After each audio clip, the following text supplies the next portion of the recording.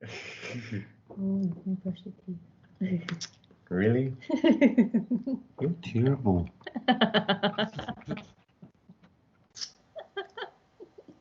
Okay. Oh, you forgot to cut that hair out of your nose. All right, serious.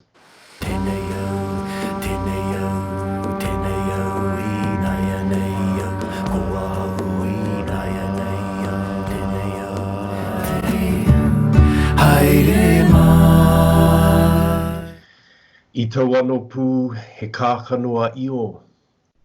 Ko tōna hia matua, kia tiritiria, kia tāmore, kia tipua, kia puawai, kia hua. Kia tū i te waunui a tāne, whakapiritahi te Māori a rangi, tukuna mai ki te Māori a papa.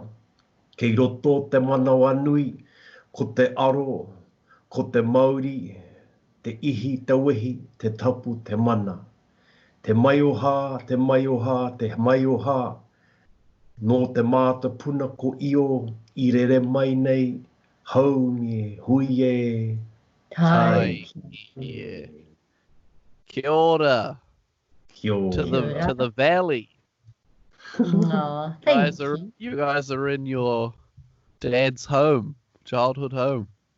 Yes. A big full circle. Yeah. The world is round, and you've gone around it. Yeah. Also, I was thinking a cool thing. It reminded me when we were doing the AGM meeting that, and especially because we actually haven't done a podcast, for a while. So maybe. Yeah, Taimana. Do you want to? You're too busy making music. You're too busy having a cool, fun and all time. those girls are chasing you. Nah, you guys have been busy with your online ceremonies and seminars too, though. Yes. Yes, we have. And collecting kaukaka for our garden. Oh yeah, Good question, Taimana. So, do you want to give everyone like a summary of the past year? What's been happening? Where have you been? The year journey. Yeah, well, we can try. It's hard to remember after all this, what happened since the lockdown. I just wrote a letter to some of our formation group, Te Tipu. Oh, no, Te Kākano, the old group that we're going to meet again soon. And I wrote to them that since the lockdown, we have been traveling a lot, but mainly inside journeys. So a lot of things happen inside. And I think it's not just for us, it's for many people. So to remember what we have done since a year, will ask us to dig a bit deeper, but maybe we just go backwards in time. And I would say that would be helpful. So we went to India in February. And we were so happy to hand over the kuha that we had collected all over the world for Ganesha, the beautiful sculpture murti that is going to be standing outside the temple. And when we intended to collect money for it, we found out that the murti probably will cost about 10,000 euros. Whoa. So we thought, oh, yeah, that's a challenge. So we thought maybe we can sponsor the mouse and the trunk. Yeah. Cool. It's important, right? Yeah. So we thought, don't put it too high. But we finally got about 3,000 euros together and $1,000 US. So it's a bit more than the trunk and the mouse. Sweet. So we were very happy. Yeah, and for me, that was a great success because it's a temple for world peace that's getting created there. And we felt the world whānau had the right to contribute. And it's for all religions. And we've had a refresher in yoga of integral learning for an element that is important in our Healing Haka programs. So before the Indian trip, we had our last sacred journey. in Aotearoa in the north of the north. And that was Cool. about the kotuku, te rerenga kotuku, the flight of the white heron. Was very special. As you know, we did some preparations to send material, like we put together that little movie about Pōwhiri, and preparing people that this is quite unique and special, these journeys to us.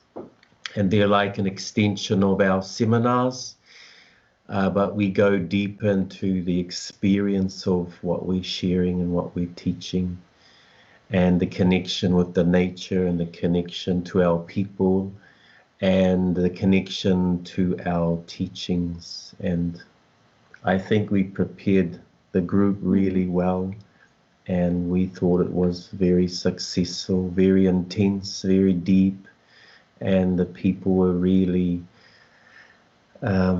prepared to go into that inner journey, outer journey.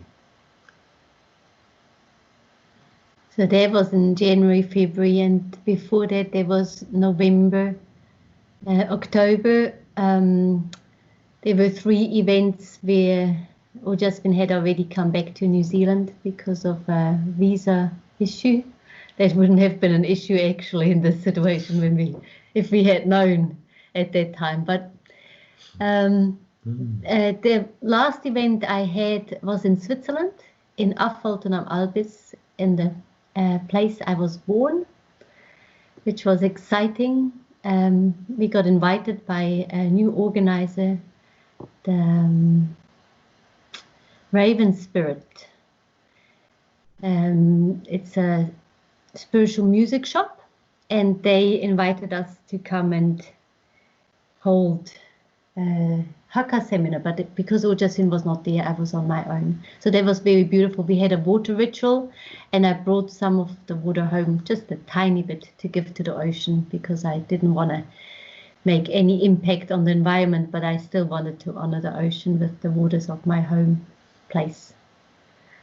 And before that, we went to a Celtic Samhain ceremony with Te Kākano, with the old formation group.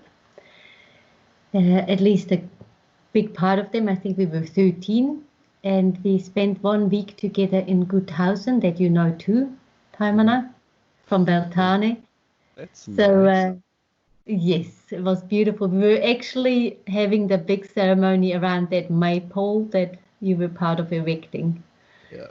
Wow. Awesome. Yeah. And they built a tent around this place so we could have it in the warm. And they had fires inside, and they even brought a horse inside at one time. So it was magic at the time. And I think we were a big bunch of people, probably more than 100 people in that tent around that maypole. Wow. So That's that was amazing. very beautiful. Yeah. Sorry, what were you saying? I just said that sounds amazing. Yeah. And before that, we were together with Te Tipu, and Ojasvin was part of it through. Like we were reflecting from this lockdown, and Waimani and I suddenly having to reinvent the wheel of our work and bring it all online. And it didn't take us long, but we were reflecting that we started to experience myself being online in front of the group, trying to help Waimania being over on the other side of the world with our group. And this was quite a, challenging, but a new experience. But now, when we reflect back, it was really good. It was preparing us for now. Yeah, that was one of the reflections we had, that everything is guided and choreographed finally by the divine world. So we have to trust that whatever happens is gonna turn out well, if we listen well, because we already had a webinar in September with Canada, and that we don't even remember how that happened. That was just an intuition that guided us to have a webinar with them. And that was so great and successful that people loved it. So we knew that it was a good way to do work.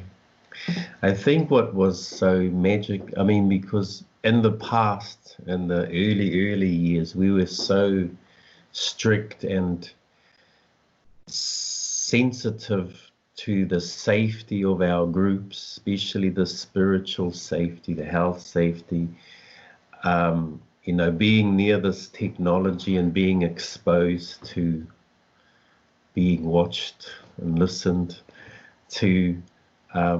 When we reflect back from now, it's a huge leap that we've taken, and now we're just having to integrate it all. And what our response is, our people, the Healing Haka family, are feeling the energy, the transmission of the energy, and that's what happened in Canada. Everyone was amazed, and we were amazed that we could still exchange and transmit the energy from Lyon. We were teaching Healing Haka from Lyon in France to a place in Jasper in Canada, and that was really special experience. But they all felt like we were there in the gymnasium with them. So I wanted to refer to Courtney's interview that is online. That I think you put that up for us too, right, Taimana? Yeah, and before we went, before Augustine came back to New Zealand, we had the recording of our CD that is supposed to come out in the next few months. We hope it is all working out. It's held back a little bit through this whole confinement situation, but they're working hard in Switzerland on putting it together. Hopefully by the end of the month, end of next month, it will be ready, and then can go into being pressed and sent out to the world. Awesome. Yeah. Exciting. Yeah, that is exciting. We're pretty excited for the second CD. And there's going to be a song there that is a mystery. A remix. A surprise guest. His name is Taimana. All right. Anyways, it will be a beautiful extra song that will be there for surprise. Yeah, and before that, we came back from Russia. Oh, yeah. So wait, what month are we in now? October. October. Okay. So we returned after how many years? I think about 6 years. 6 years. We went to Moscow, and that was really an amazing experience. It felt like something really new wanted to happen, and that exciting feeling was there. And yeah, we love Russia. We love our friends there. And yeah. It's that when it lands, when people really feel what you bring is important to them and they want to integrate it in their life, that makes a big difference. And we had a lot of fun. Sorry? The Russians were quite passionate, or was like nice to see a revitalization after 6 years? No, it felt like different because in the beginning years, Russia was not used to having people come from overseas, and English was quite far away from them. So I felt often that when the translation happened, that something didn't land. Yeah. But what do? You don't speak the language. You can only say, I have a feeling it was not translated accurately, but you don't know. Yeah. And somehow it felt like this time things were landing in the people. So it was maybe the time was right for them to receive, or the translation was in such a way that it was received, or I don't know, it was just different. That's cool. Just a new flow. Something opened up in the flow or something. Yeah, and before that, we had that weekend, and it was we were staying in Aix-les-Bains, which is close to Switzerland, in a place, and nearby is the center of Ciel Ouvert, Pierre Châtel, another one, and so we thought, oh, maybe we could offer a workshop, and if nobody comes, it doesn't matter. We're not far away, and it's a beautiful place. Yeah, we can just stay there and have a good weekend with Evelyn Chevillard, and maybe Alain will come and we can talk together. Well, no success with that one. There was 24 people coming to our seminar. Oh, wow.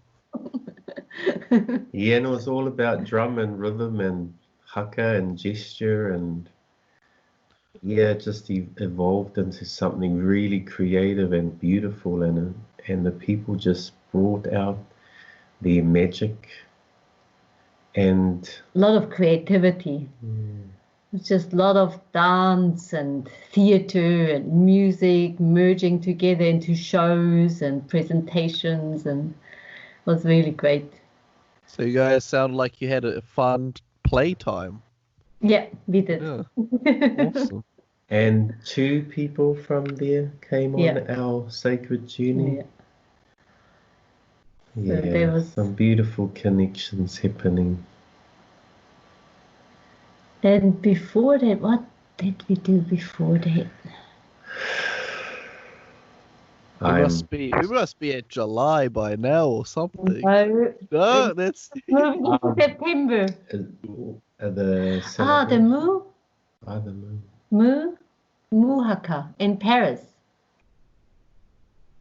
That was a new place, new space. Yeah. There was was that our first Taramu Haka in Europe? No, second one. Second, but it was beautiful. It was organized by our former Haka Whanau student, and she did a really beautiful job. And it was a very simple, humble place, but the people that came, it was an exquisite situation close to Paris. It was very lovely. And before that, I think there was also, did we have the seminar with Arno? I'm not 100% sure anymore. I'm very sorry. You guys, you're just full the whole year, just non-stop. Yeah, that's what is a bit interesting at the moment, because this year was booked every weekend already until November. Wow. And we are just step by step cancelling things, moving things. Bringing it onto the web. And this year was the first time we already started booking 2021. So, it's very interesting. We have to make choices now, what we do and where we go, and how we continue.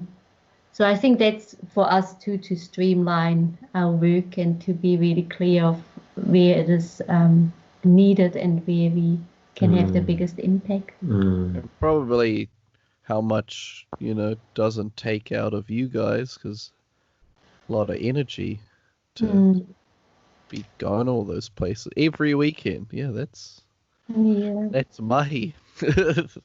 And I think the travel is one of the main. I think traveling is the hard thing these days. So I think the webinar can help on that level, because the high security is making it really slow to catch your plane. You have to always be aware of how you pack your things, your conch, that it doesn't break, but it has to go in the suitcase, and the pounamu and everything. And sometimes the suitcases arrive delayed and you're not sure that it will arrive for your concert. So all those things are quite high stress factors. Yeah, when you play a concert and you have no instruments. Just only spiritual instruments. Yeah. Yeah. So, but, this lockdown has made us come on the webinar and people experiencing the energy, but it's made like the physical experience together is become really precious. And that's what we like about it. I guess the webinar will help us to connect with different people or people we couldn't reach or meet. But when we do meet, I think it's going to be really precious. One of the seminars that I just remember must have been around there was in Belgium. Right. And Belgium is quite a strong group because we have nice hosts there that are really dedicated to healing Haka, Linda, Heron, and René, that you have already also put together an interview where Grace and David came to, all the way from Canada. So yeah, there was one beautiful seminar that we had in autumn. And before that, I think it might have been that we were in south of France for the Shaman University. Wow, yeah. The first time that happened. Where science and shamanism come together. Yeah, that's so interesting. It's very interesting. I think it was a good beginning. It might have not yet been merging, but we have touched. We were touching shoulders, but we've come into the same space. Yeah. Yeah. I mean, yeah, that's important for those two communities to be talking to each other. Yeah. Yeah, I think it's a good beginning. I find that it's the only solution, because if science is cutting out the spiritual aspects, how can it ever come together? I remember discussing with my physics teacher way back when I was 16, 17, and he was explaining to me the physical laws and all that. And I said, yeah, and that's God. And he's like, no, it's energy. I said, well, that's it. It's same God. thing. Yeah. So we had these huge exchanges, and I just couldn't understand how he couldn't bring it together. For him, it was just not merging, but for me, it was just so clear and so logical. Right. There was, yeah. Yeah, and I remember some of the discussions in this university. Some people were saying, they're having these spiritual experiences, but the scientists could help them explain what was happening to them or to their families. So families were more open to hearing the science rather than the spiritual. Yeah, because it's like a communication factor. Like some people's brains are better suited to being like explained out logically or whatever, and then some people's brains are more like that. They want the spiritual side to feel it or experience it. So yeah, it's really good. Like it's like sort of the two hemispheres meeting at a place like that. I think humanity's coming to that place now, getting the two brains to communicate. And I think if we want to have a full understanding of something, it has to come together. Otherwise, we will never fully understand. It will always miss something. But we do have a brain, a heart, and a stomach, and then we have all these senses to experience. And that is also intelligence.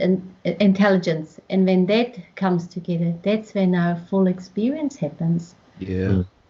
And it gets really switched on and turned on. And we can move into a new dimension. Yeah. So hopefully, will you be going back there again? Will that event happen again next year, or? It happens this year in August. Cool.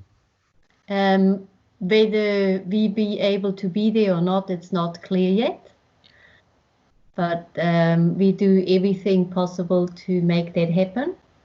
We also do everything possible to manifest the possibility of human beings being able to join each other in such a space because of this pandemic situation. May we evolve beyond this virus or develop such a strength in our physical existence that we can handle meeting each other again.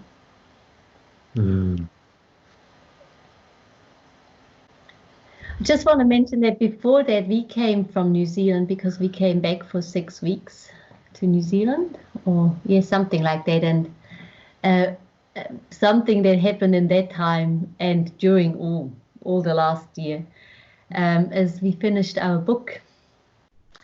Woo!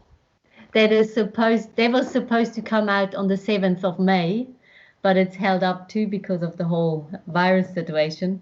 But we finished that book. It has 167 pages or something like that, and a DVD included. So it will come out in French. So we're not able to really read it because And we trust it's translated, translating what we said. But we have people from our board like Jennifer who helped and surveyed the whole translation process and made sure that the Maori words were translated right and had all the right spelling and all that. So she was really, because she's on our board for such a long time and has been journeying with us, she has a good understanding of what we do. So she kept an eye, and every time when she had a strange feeling, next thing an email came, it's like, is that what it really means? Is that what it's meant to say? And so we could intervene if there was a problem. So that's exciting. And the book is supposed to come out in English after. And what is the book? What's it about? Remember, you were always trying to explain to your friends what your father does? Yeah. And I said, and you asked me, so what do you do? And I said to you, well, actually, you can't really explain what we do. But this book is kind of showing our journey and how it evolved, and it's got a lot of things in there. Yeah, I was just thinking that probably every chapter you could write a book about, but it's bringing a lot of like Maori history, tohungatanga, what is Haka, healing Haka, how is integral learning in there, self-healing. So the main concept of what we do and who we are, even how we met, and the fun thing is that we co-written the book. So that means, it's like in one color it's what your dad wrote, and then the other color is what I wrote. Right. And sometimes it's in another color. It's when we co-written the text. So cool. Kind of like the two brain thing coming together. Yeah. And in some parts he's writing the same story as me, but it's not the same story from a better perspective.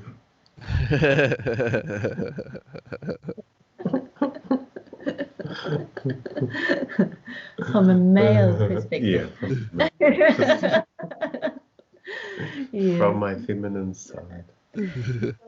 That was quite an interesting journey because we never thought we would write a book together. Yeah, and I never really liked reading. Yeah. I always experience or express it in different art forms. But it was a really good process to experience that. And gratefully, it was inspired by a big editing company in France, Très Daniel, Vega Editions. Yeah. Because if you write a book and then you're looking for an editor, that's a different story. But to be asked by an editor to write a book and publisher, that's. Oh, yeah, that's. You and ask, can you please write a book for us to publish? You're like, oh, I guess we better. Because people were asking us all over the world, when are you going to write a book? When are you going to write a book? So, that's what we did. So is there an aspiration for an English version too? Yeah, I mean, the English version exists naturally already because we wrote it in English and then it got translated. And the editing company has some friendships in the States, and they are thinking of publishing it in the States later on. Cool. Yeah, we would love it if it was in English because it'll touch our people in France and, in America and in Russia. Yeah, it would have probably a in broader Canada. audience. Yeah. But yeah, it's a good beginning. Yeah. Sounds awesome. Mm. So yeah, and then before that we had July. So we're going backwards halfway there. halfway there. Well, you asked the question. Yeah. So in July we had we ended with the formation group Haka Whanau Te Tipu. That was their first intensive time. They was just coming. Actually, it was during the time when we had the Celebration de la Terre Unie, the Earth celebration for United Earth with Michael and Aoha were there, and you made an interview with them. Yeah. That was our biggest thing that we've done. I think so. To create a celebration like that. 200 visitors, 15 shamans. That was huge for us. 4 days. And Michael and Aroha. Yeah. And 2 formations coming together. Awesome. Sounds magical. Yeah. It was beautiful, and we were sleeping Marae style. Today we couldn't do that. No. Yeah. That was beautiful. So we're happy that they had this experience, because we were wondering for a while why we started so steep with that formation. Because they started straight away with Marae style sleeping and all that. Wow. And in July we were sleeping together for 10 days. 10 days. Wow. One space. And then 200 people come around you for 4 days. So that was intense, but Yeah, beautiful. sounds it. Do you need to talk to someone? No. Yeah. So that was happening then, and I'm not sure what happened before that. We went sometimes to Knoxville. I can't remember when we were there.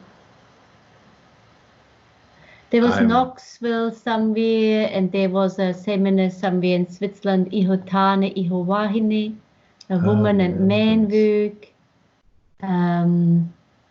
What else did we do? I can't remember. And then we go backwards, where we land in Munich. Yes. That you remember? I remember. I was just about to say. Yeah. Yeah. Well, you can maybe say something about that one. Munich. Yeah, this feels so long ago now. So that was April. May. This was a year ago. Yes. Yeah, Munich. Wow. That was a 4-day seminar. 20 people. Yeah, something like that. Yeah. What we're doing the Poida? No, I think it was the Urimar Matoa. Yeah. Yes, it was. Yeah.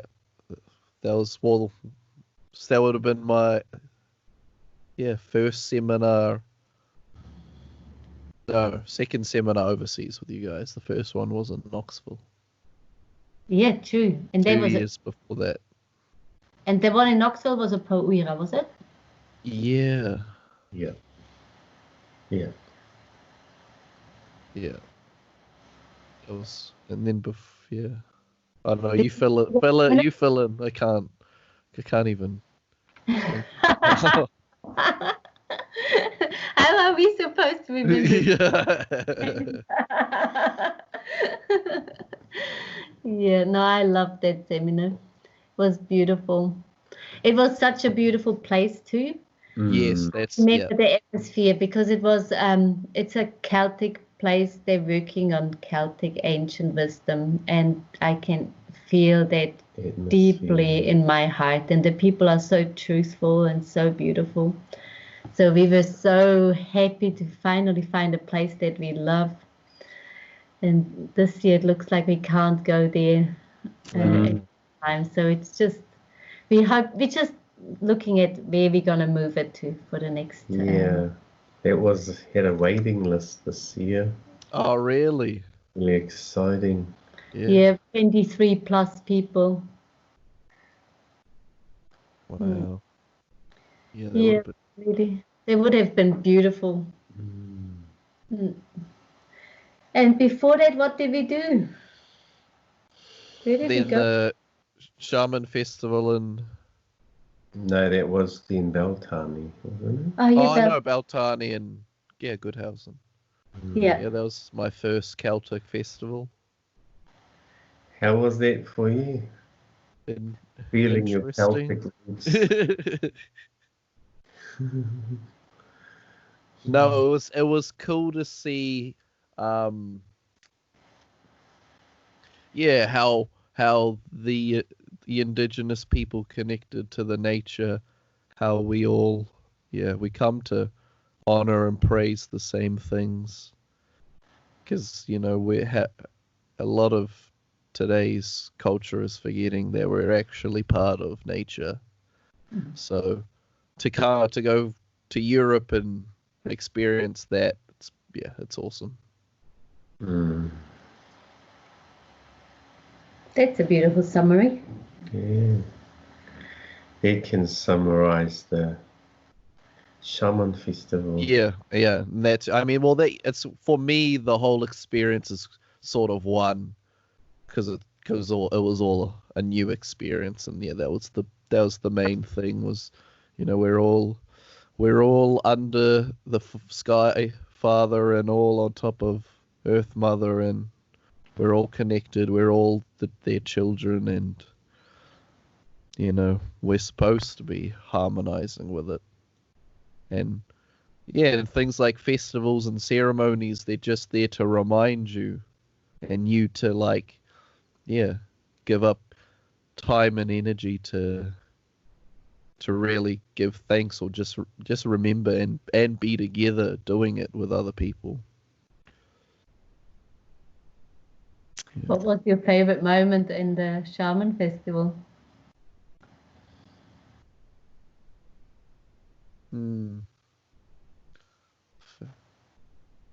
That concert, what ceremony we did, everyone, like us, our group did a fire ceremony, another group did a water ceremony, and someone did an earth and wind. Air, and then we all came together at the end and did a concert. What was that night called, or what was that for? It was probably the 4 elements. 4 elements. Yeah, that was really cool. Elements together. Yeah, that was awesome. Because we all together with the Mongolians and the Native Americans and Amazonians, and then at the we were doing our music there, but then we all came together and it had a huge clash of cultures, but at the same time it was all the same culture, because we're all so used to having that same praise and same attitude towards the nature and the elements. Yeah, that's probably the highlight. I mean, there are heaps, but that one stood out.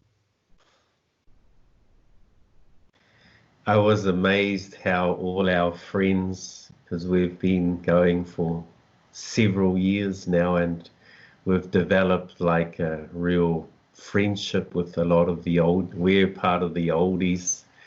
Right. And how they were so open to receive you, and they became your auntie and uncle. Yeah, that was cool. And all these auntie and uncle shamans from all over the world, ready to impart their knowledge to you.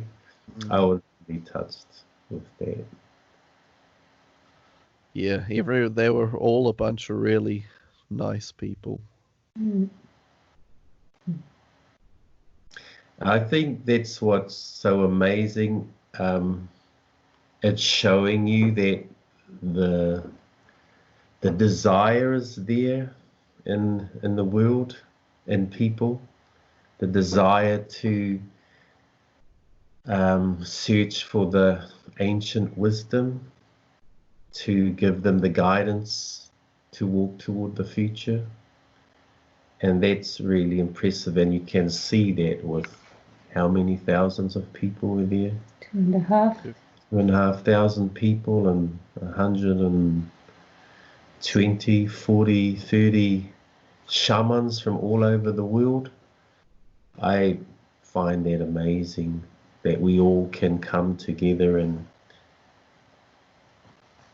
it's like a statement or a calling and a showing that there's an urgent need in humanity, that we need proper guidance, and that guidance is coming from ancient wisdom.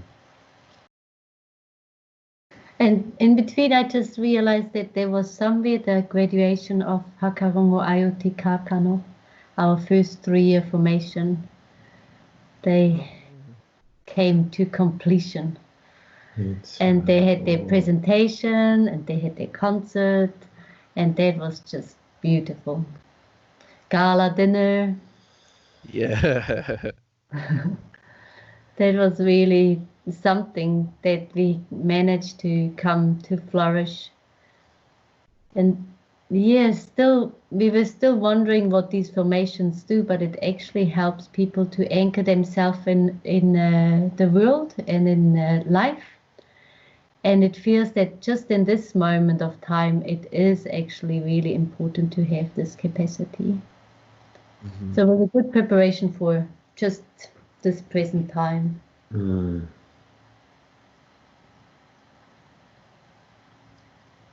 I remember experience, in this modern time, some people go on their spiritual journey, and it can be a separation from their circle of friends or their family. The mindset's changed. And so I find, my experience in Europe, I've experienced a lot of people, they find that once they go on this pathway, following their calling, a lot of them can't reconnect back to their family, or their family finds it difficult, or they're a bit strange. And I had this experience with the first formation, Te Kākano, when we had the graduation concert and the presentation. And we knew that this presentation was for people that they trusted, and people who would give them courage and support for stepping out and for the first time being who they truly are. And but still it was challenging for some of them, because they invited the families, and it was challenging for them to expose themselves, their most intimate aspects of themselves, in front of their families. And this was like a step. We always say it's a good beginning. It's always a good beginning. This is not the end of the formation. This is because now you're bringing what you've created and manifested in the world, and you're presenting it to your family, to society. But the magic thing with the formations is we create this family, and we're all in the same waka, we're all in the same boat, and we all have this vision of the world, and we can hold each other and help each other and support each other.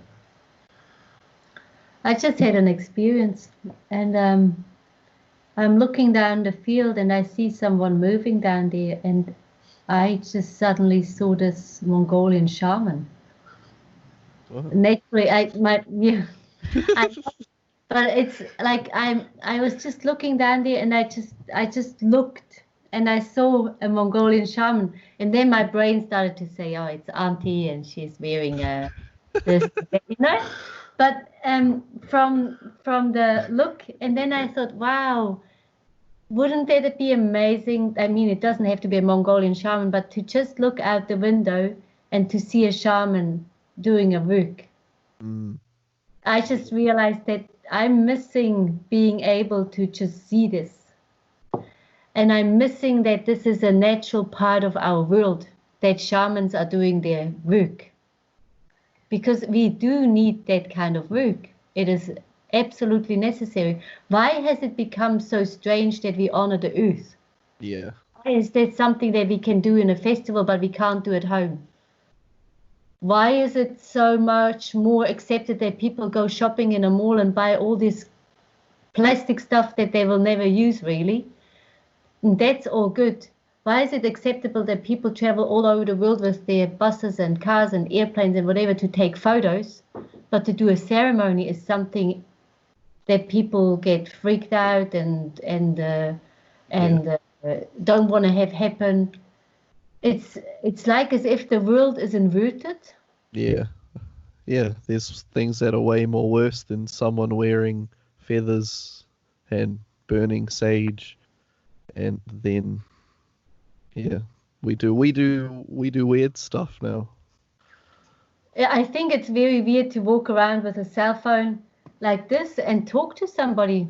You know, who says that this is really working? I mean, what we're doing right now, is that really working? I mean, we can go into a lot of discussion around that, but we believe all this stuff, even we can't really explain it.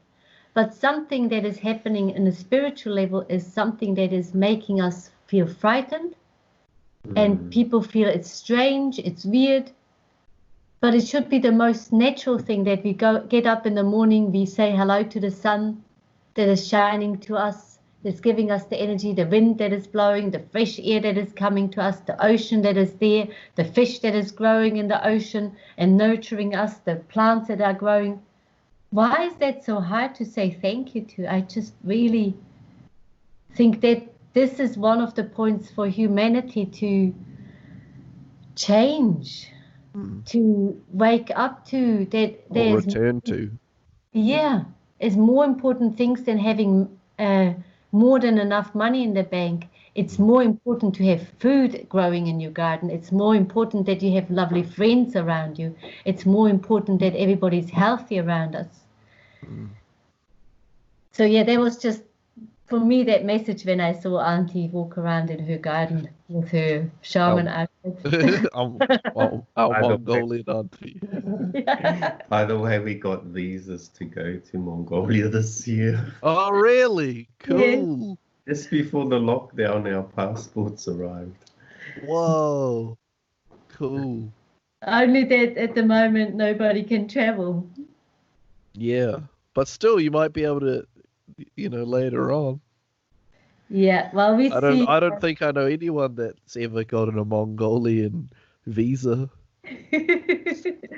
Yeah, we were so happy we got it during the lockdown. Our passports came back with a Mongolian visa. It was like a twinkle eye of the guy of the heaven saying, "Hey, everything's gonna be fine.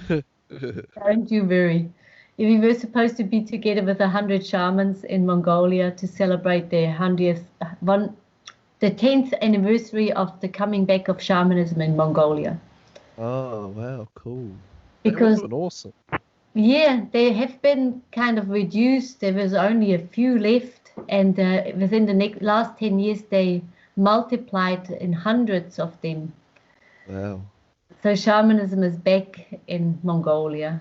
And that was one of your questions once you asked Taimana about shamanism and who is allowed to be a shaman and who's not. And so in Mongolia, there was a big question too. Does it have to be family, bloodlines? Yeah. And they actually opened it up to people that had the calling to guarantee the continuation of shamanism in their country. So it's just like if you have a passion for it, if your heart says you want it, you can do it. Yeah, I think you Yeah, go that's- through testings. Did I you say think- testing? Yeah, I think a shaman will take you in and see how you're doing. How clear you are, Cool. how potent you are. And I think that is because sometimes the bloodline is not always that pure and that clear, and it can jump somewhere else. And so I think it is a possibility to open it up to people that are just getting the impulse and the download. Mm. Cool. That's exciting. Good on them. Yeah. I mean, I think there's a difference between opening it up to those who have the calling or to make it commercial. Yeah, right. Yeah. You can buy a shaman package. And if you get the golden package, you can. You get the S right in front of your name like doctor.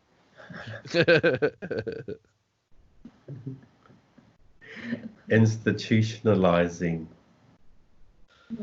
shamanism.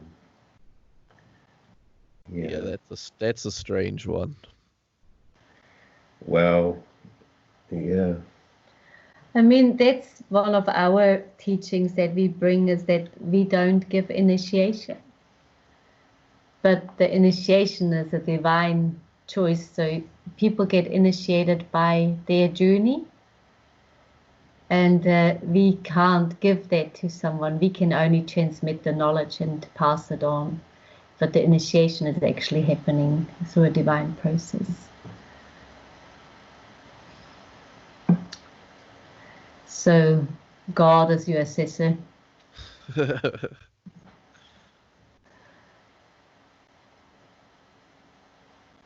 Yeah. You have any more questions for us? So you've basically highlighted the whole year. You didn't. There's nothing you missed, or Maybe something we couldn't remember at this moment. that sounds pretty good. Sounds pretty full, and it sounds like a lot of it prepared you for 2019 was warmed you up a little bit for 2020. It brought a whole lot of new experiences. 2019 was really a challenging.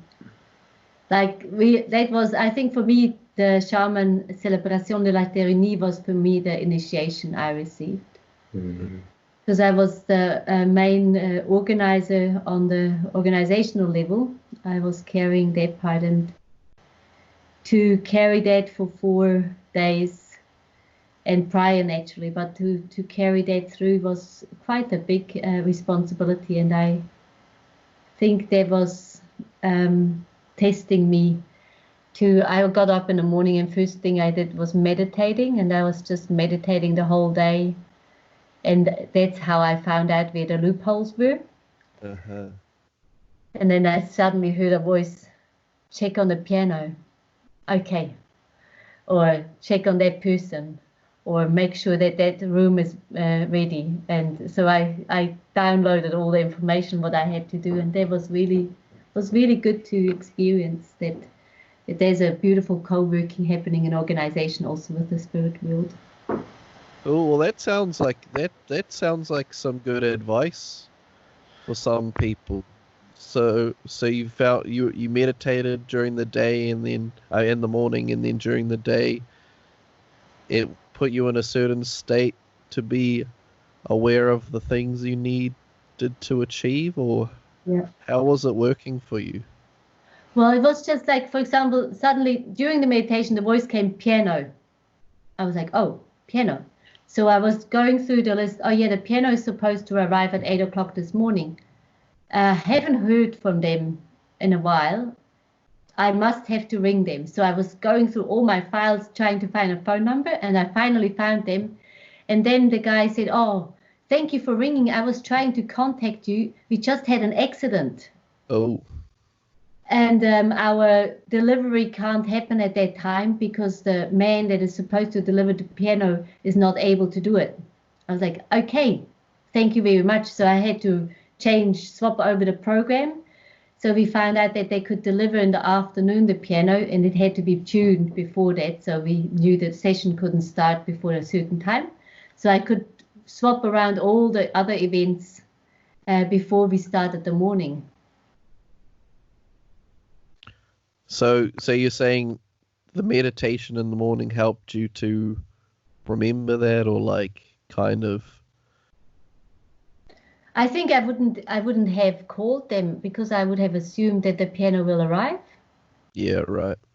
But I heard piano, so I knew something was up to it. So I had to check on it. So that voice telling me piano, or I checked the piano, called the guys, and thanks to that I found out that there was something wrong. Otherwise we would have just waited and we would have missed their session.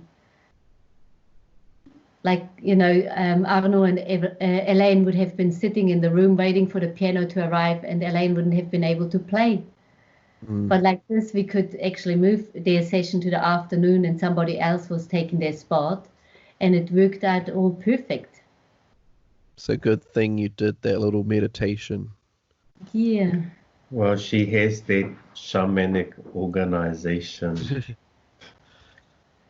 But I think everybody hears those voices. Okay. And most of us are there and like, just brush it off all the time. Because a lot of people say, oh, I was thinking I should have brought that. And I didn't. Yeah. And that is actually the thing I was thinking. And if I think something or I hear something like, oh, rain jacket would be something. And then like, oh, no, it's not going to rain.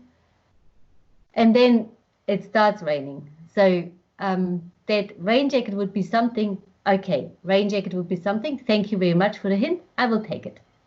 Right. So maybe it's more like people should let their inner voice be heard more instead of fighting it, or it's kind of trying to look after you. You need to just be a bit more in tune with it. Yeah. And act on it when you hear it, mate. Because probably a lot of people go, oh yeah, I should, or I could do that. Oh, we'll see. Yeah. But you're the type of person to be like, all right, let's do it right now then. Yeah, because that is actually what is going to help us through the time coming, are those voices, because they are here to help us, to guide us through and navigate us through the borders of life. Yeah, I think we're coming to that time where humanity needs to follow their hearts now. This honesty, like, today honesty is like such a rare thing, but now it's required to be honest, really honest. And I think the new energies are coming where we have to listen to that and respect that. Now we can't get away with things like that. It's just not going to resonate with the new frequencies. And so, part of the healing haka is all about cleaning and transforming and facing our fears and healing our trauma and all these kinds of things, but listening to our hearts and not blocking ourselves when we feel the desire or the passion to go forward or dream. Dreaming is a big thing. We found, when the lockdown shocked the world and everyone was petrified, and then, all the information started coming in on all the levels, and what you people read. Are just like getting hypnotized in front of the TV with the fear program. Like you hear how many people have died, and it's like a soccer game, it's like all the numbers, like which country has the highest scores. It's like I find it a bit out there to see that, so that I find challenging. And so that has an impact on us. The more we expose ourselves to that information, the more we have to work to come back to the positivity. So it's important to be informed, but it's important to also not let that have a negative impact on us and block the creativity and the happy flow. Yeah, informed but fearless.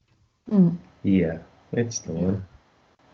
And I think I find that seeing your creativity, it feels like it has had a good impact on you too. Yeah, it's been an opportunity for a lot of people to create, because a lot of people don't have space to do things. Or even some friends were saying, it's like this is a good time for me to just rest and read and not feel bad about doing that. So yeah. Interesting. Why do we feel ourselves bad to rest and read? Yeah. Why do we have to go to every single event that is happening all over the place? Right. Or feel obliged to go everywhere or do something. We were reflecting upon that, how we like the lockdown because there's nothing happening other than staying home. Yeah. Yeah. You don't have to find the time. Like, the time is all around us all the time. We just, for some reason, lost it. Yeah. Yeah, and it's not so much happening, you don't have to say, oh, sorry, Auntie, I can't invite you for a cup of tea now. It's like, it's clear we can't invite because we're not allowed. Yeah, I think the system takes up a lot of space. And humans take up a lot of space. We're just, watching so much of the nature, and they just feel like they've got so much more space. Yeah. I just want to come back to another that goes back to reading or getting information and reading signs. I also found this morning interesting that you can find symbols and signs even on Facebook and Instagram and things like this. Oh, that's good. You have to be in a certain way tuned in. Like, it's like when I scroll through my Facebook, I search for something and I know I will find something. Like last night, for example, I found a message of Jade. He tried to contact us and his email got lost. So I only found it because he put a comment on something that I had kind of missed. So I found that out by just scrolling through the messages, and then like, oh yeah, that is important. So I find that interesting that, your messages can come through different channels, but we always have to listen carefully. And it's not just like, oh yeah, I'm interested in what so-and-so is doing. It's more like, I'm interested in what's coming to me and what is the information that I should receive at this moment. That's nice. I think I liked when you spoke about the communication. It was meaning a lot. I mean, I see the threads of the spiritual world or the scientific world, or this whole situation humanity's in at the moment. It's making people reflect more or be more sensitive or take things less for granted. Like we had to go do some shopping, our weekly shop, and we passed Michael, and we passed each other on the road, and we both backed up and we pulled into the corner of this driveway and got out and, gave each other a hug, and, everyone's doing this now. Kia ora, bro, kia ora. And then but we're kind of in the same bubble. All right, yeah, he's in your butt, yeah. Our bubbles sort of meet each other, but we give each other a hug.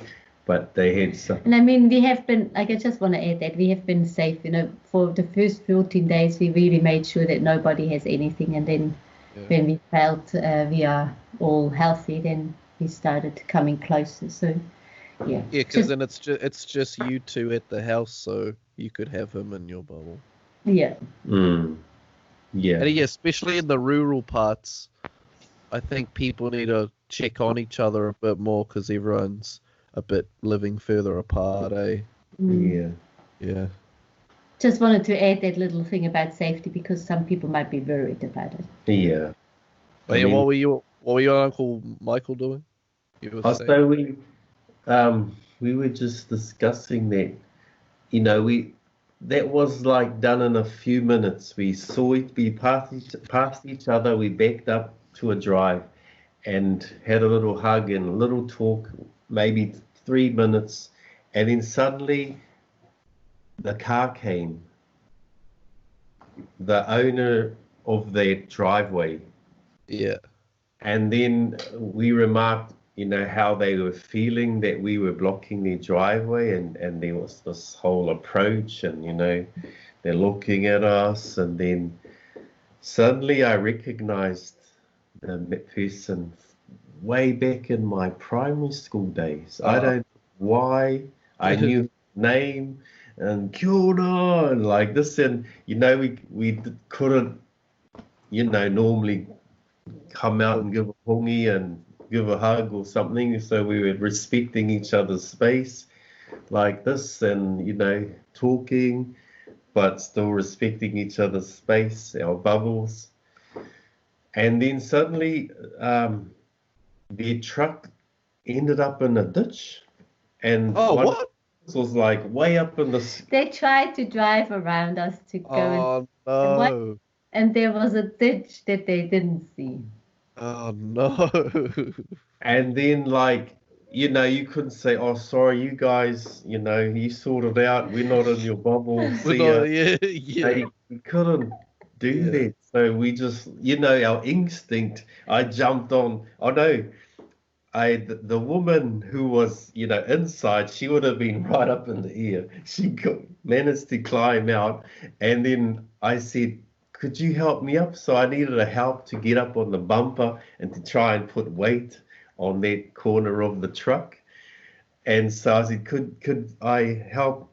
Could you help me, hand me up? And then I knew that I touched her and she touched me, and I think we both knew that we, you know, we were aware and present in that little moment. We touched and we thought, oh, that virus, or, you know, be aware of the virus. But, you know, we had to help the situation. So we jumped up on a truck and Michael moved around and we were shaking the truck and moving, and then slowly it came back on. And then everyone was outside of the truck and everyone was outside of the cars. And we just all looked at each other, and then we all just gave each other a hug. It just happened. Yeah, But right. that situation and that event, it made us push through the bubbles, and we didn't intend to, but it just happened like that. And yeah, we thought, wow, this maybe this situation is helping humanity to be more present and awake when they have these meetings. We can be more, I don't know, cautious, or when we approach people, we can have more sensitivity. Yeah, the thing is, like, are we allowed to come close? You know, is it okay for you that we say hello, or, you know, because normally people just do it or don't care, or, you know, it's like, but now it's like, you look at each other like, I would like to say hello to you. Would you mind saying hello to me? And then like, oh, I would like to. And then you approach very gently, and that was beautiful. Eh? It was, you know, you see this big bro sort of like looking at Waimani, and he was like, you know, wondering what to do, but he really wanted a hug, and then they just hugged, and then, you know, it was really... It's really human. Yeah. This is what humans need. They need this contact, or this kinesthetic communication. It's part of who we are. But maybe it is also that question all the time, would I like it? is that good for me in this moment or not? Because normally we feel urged to hug somebody or hungi somebody, or because it's part of the situation. So you can't go on a marae and say, I don't feel like hunging you. It's impolite or against the protocol. But in this situation, you can choose whether you want to come near someone or not. It's like, do I want to risk my health for this hug? You know? Yeah. What is more important? No, it's the hug is more important than my health. That says a lot. Right. It's making all these moments special. Yeah. And it means that you have already assessed inside a lot of things. You have been going through the valuing process, whether this friendship and the energy that comes of that person towards you is valuable enough for you to risk your life situation or your health situation. So that I found that interesting. And like, I think for me in that moment, I looked at that person's eyes and they were so bright and it was so shining that I thought, well, it cannot do any harm to me. I can only get more goodness out of it than I can get ever harm out of the situation. So stay positive, be creative, get lots of oxygen, try to get a lot of sun, move the brain by moving the body. Eat healthy food. Yeah, rest a lot. Laugh a lot. That keeps you high, keeps the energy high, keeps the immune system high. Lots of happiness and joy. Yeah, and one of the slogans we were joking about is, let's move 5G into 5D.